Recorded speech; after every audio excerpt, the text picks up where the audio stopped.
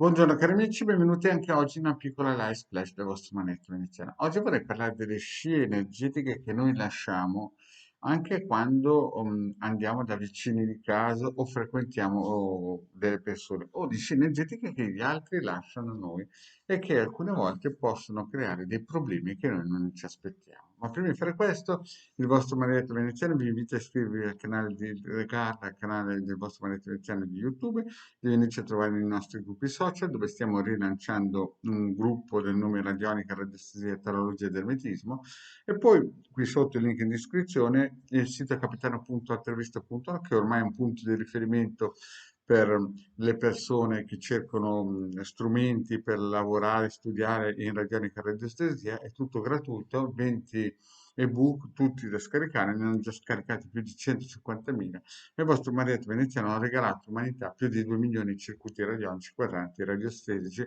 con tante di istruzioni. In più abbiamo in questo sito una sezione shop per chi vuole acquistare dei prodotti tipo questo muletto talismano a 150 euro più spese di spedizione.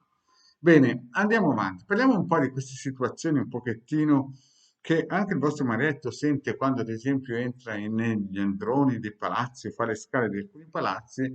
Sento che magari ci sono delle presenze importanti di geni che sono piazzati lì magari anche da anni, che sono terribili, aspetta il momento giusto per poter attaccare. Molto spesso molti di questi inquilini sono ignari di queste problematiche, proprio perché loro non hanno mai avuto a che fare con queste cose, però il problema cos'è?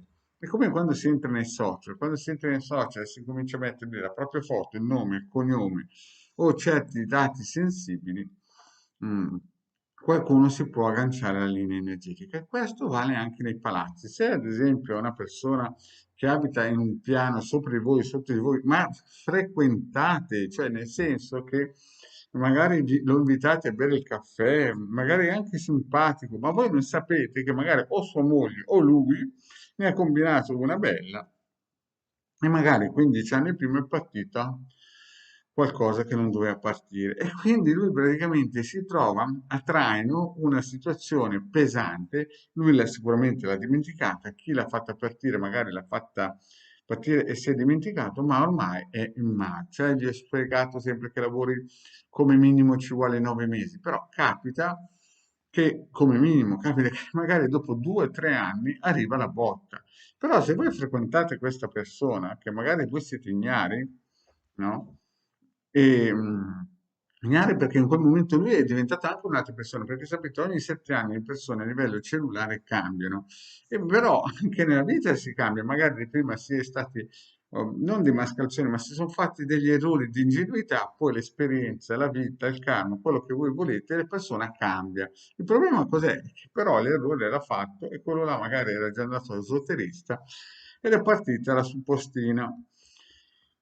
E quindi si entra in alcuni palazzi, e io adesso faccio dei casi, o in alcune case e si sentono delle energie, oppure ci sono degli inquilini a fianco che vedono, ad esempio, dei apposti, no? Tipo, non so io, chiodi, robe insomma che fanno capire che c'è dietro un lavoro magico e che questi qui magari ne sono all'oscuro, proprio perché è il vicino di casa che si porta dietro e quando è stato lanciato l'opera di alta, non di alta magia, ma di bassa magia, chiaramente si è cercato di prendere la scena energetica.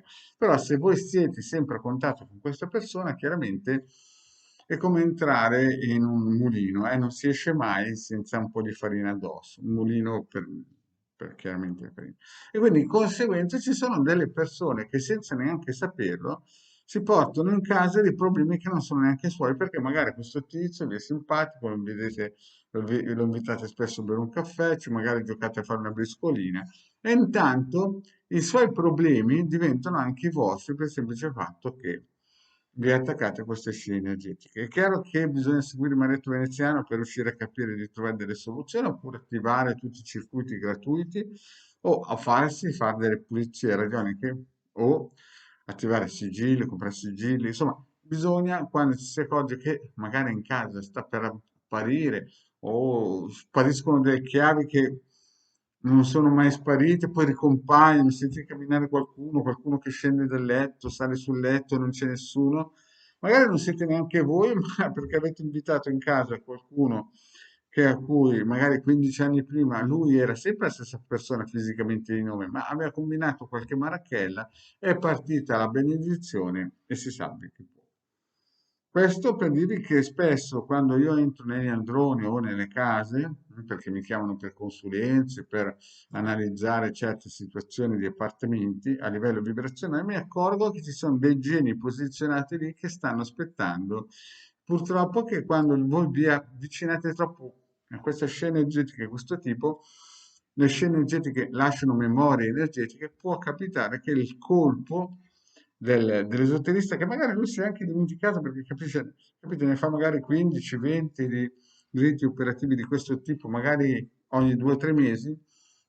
Dopo 15 anni lui si è dimenticato, ma il genio non si è dimenticato. L'operazione magica è partita e finché non finirà di andare a colpo. Però ci sono persone che di conseguenza pagano per i problemi che hanno fatto altre persone. Bene, cari amici, vi ricordo, al mercoledì 21 esibiti interattivi con il Degare Maria Treviziano, canale Marietto. E se non ti sei ancora iscritto a questo canale, fatti un regalo, iscriviti. Grazie e alla prossima, ciao.